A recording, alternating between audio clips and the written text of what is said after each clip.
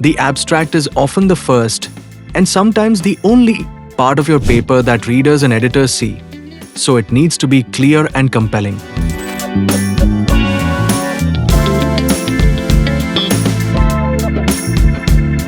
It should succinctly summarize your study's background, objectives, methods, key results, and conclusions within a strict word limit. Avoid jargon and unnecessary technical terms to make it accessible to a broad audience.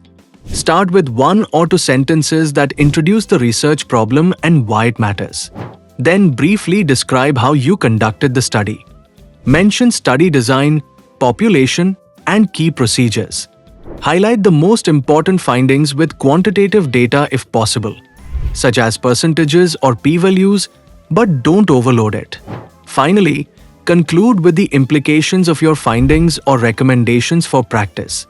Remember that a well-written abstract increases your chances of acceptance and encourages readers to read the full paper.